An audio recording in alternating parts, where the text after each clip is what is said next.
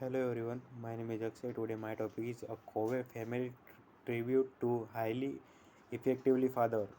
There is no debate here. Our family's father's habit of sparing the soul ultimately saved a life that day in Montana. Growing up, we often saw him doing what he called winning the daily private victory early in the morning by meditating, reading his scriptures, and exercising. That particular after he was quiet reading on the beach while enjoying the beautiful view of the lake when he heard a faint cry, "Help me!" Using the binoculars he always seemed to carry with him to search for wildlife. He zoomed in on a fisherman's float tube out in the lake. Someone was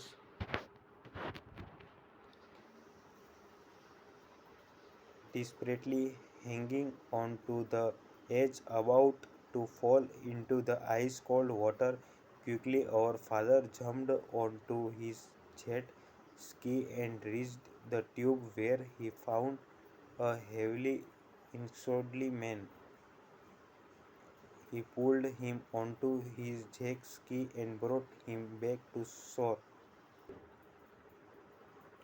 He then searched for the man's family at a nearby campground and found they were totally unaware he was even missing, as they had been drinking as well. A few years later, the man he rescued related this story a large group, claiming it was a turning point in his life, unaware of who had rescued him that day.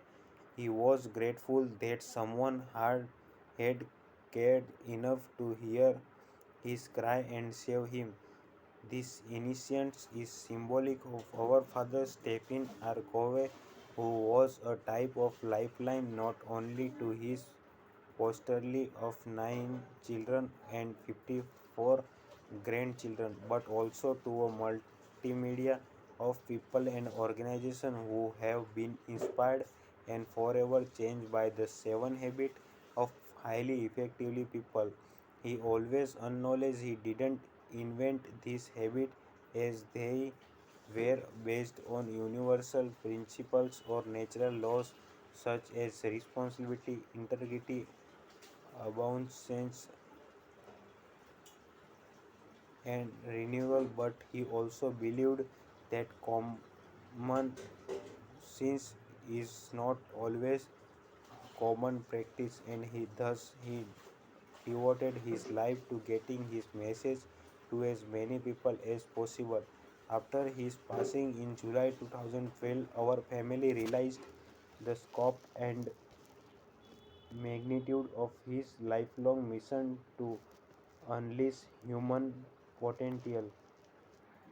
We were overwhelmed by the thousands of emails, letters, notes, visits, and calls from people all over the world who wanted to share their own personal stories of how he similarly there them a lifeline and rescued them for such things as a life without purpose, being an effective leader of a company, a failing marriage, a damaged relationship, or overcoming an abuse upbringing. Over and over we heard exercise of how our father had the unique ability to affirm the one while also literally inspiring millions with his principle centered approach to living. Dad was a man for all seasons and lived with integrity. Throughout the years, he had many opportunities to train world leaders and heads of state and considers it a great privilege and responsibility. Once during a decision when everyone in the group was criticizing the then current US president, he remained noticeable silent when asked why he did not join in the meal. He simply responded, "I may have the chance to influence him someday, and if I do, I don't want to be a hypocrite. Several months later, this same president called Dad said he had just fi- finished reading The Seven Habits of Highly Effectively People for the second time and asked if Dad could personally train him in applying the principles. By the end of his life, Dad had met with 31 heads of state, including 4 presidents of the United States. Our father never took anything without steering to live in first. This was escapely true of the seven habits which he researched and developed over many years. Well before the books was published, he was the master of being protective and much to our vaccinations. While growing up, we were never allowed to make excuse or blame our Criminals, friends, or teach for our problem. We were simply taught to make it happen or choose another response. Likely our mother allowed us to be victims and blame other people on occasions. She provided a healthy balance to our father. That's R and I. Resourcefulness and ingenuity, as he called it, was legendary. Once he was stuck in a traffic jam due to constructions and was in jeopardy of missing his plan. He dedicated the couldn't wait anymore and instructions the cab driver that he was assisting the cab to redirect traffic so their lane could start moving and to pick him up down the road. The cab driver was stunned. You cannot to do, he said, to which Dad gleeful responded, "Watch me." He got out and directed the traffic so that his lane began moving again. Alone with honks and cheers from cars in his lane, his cab driver picked him up and he made his flight.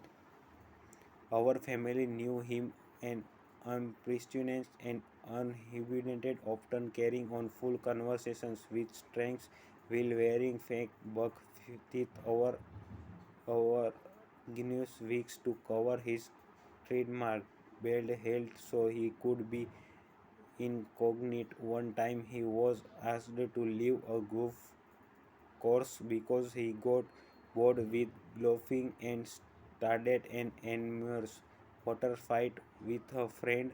We cringed when we got trapped in an elevator with him, knowing that within seconds he would turn and face the other passengers, and with a big smile on his face, cheerful say, "You may have wondered why I called this short meeting," and then laugh hysterical at his one joke. We learn not to care so much what others thought and to just enjoy his fun loving personality. He was famous for his powerness. Frankly, he would scrape up his jacket and put on his mask and take short naps to renew himself in the most unusual place, including stories, move, theaters, airport, trains, and deer park benches, or whenever he could find a little space and time. His enthusiasm was contagious, and he taught us to lie with a creep dim mentally and to suck the marrow out of life, as he loved to say.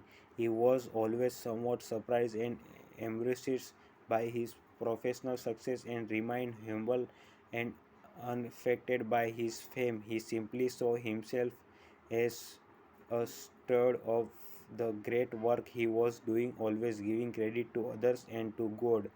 He was never ashamed of his values and his faith, and believed that if God was at the center of your life, everything else would find its proper place.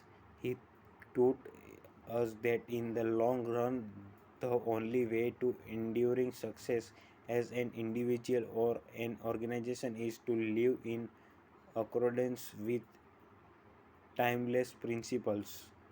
Our father trained really hard to walk the talk and practice what he persists, and he often apologizes to us when he did fall short, saying things like, "Son, I am so sorry that I lost my temper with you," or "That was unkind of me."